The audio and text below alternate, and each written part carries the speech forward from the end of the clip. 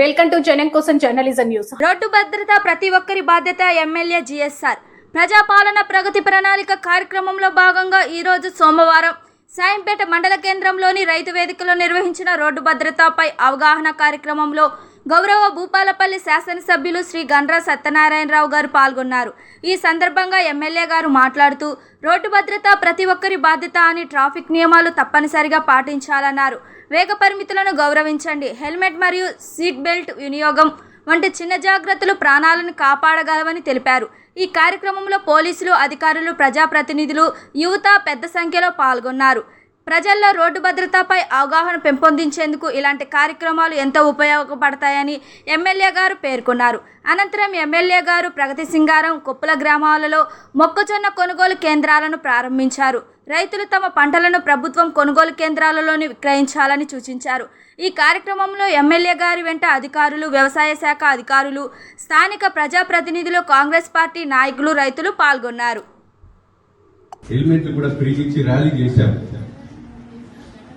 అయితే ఎలిమెంట్స్ అనేది ఖచ్చితంగా మన పిల్లలు ఎవరైతే మీరు మోటార్ సైకిల్ కొనిస్తారో మీ మోటార్ సైకిల్ తో పాటు హెల్మెట్ కూడా ఖచ్చితంగా ఉండాలి.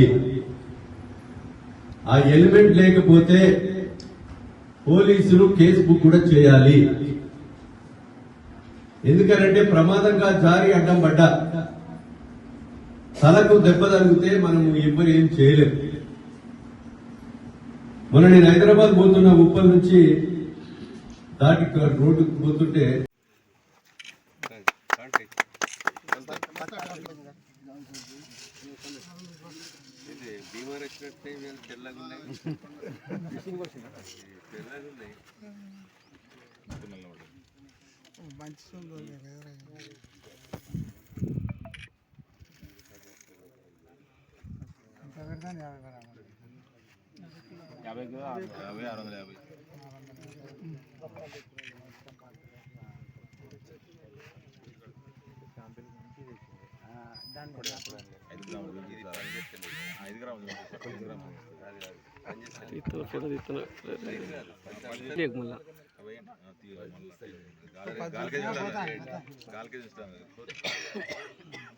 సంచివేటు 650 మనకి మక్కలు కాంట 50.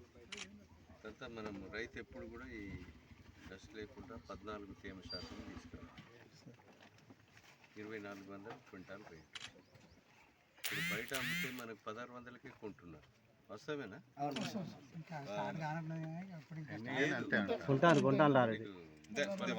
అంతా కూడా 16, 15, 14కే కొంటున్నారు. అయితే మనము ఈ రాష్ట్రంలో వాయిస్ ఇవ్వాలా? రాష్ట్ర ప్రభుత్వం అంగన్వాడీ టీచర్లకి మొబైల్ ప్రతి ఒక్క టీచర్కి ఇచ్చి మొబైల్ ద్వారా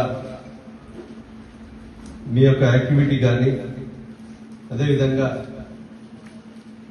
ప్రభుత్వానికి ఉపయోగపడే విధంగా అంగన్వాడీ టీచర్స్ గ్రామీణ ప్రాంతాల్లో ఎన్నికల సర్వే కానీ, హౌస్హోల్డ్ సర్వే కానీ, అదేవిధంగా ఆరోగ్యము బాగలేని కుటుంబాలకు కూడా మీరు మెడిసిన్ ఇచ్చేటువంటి కార్యక్రమం కానీ, ప్రతి ఒక్క పని కూడా ఇప్పుడు బూత్ లెవెల్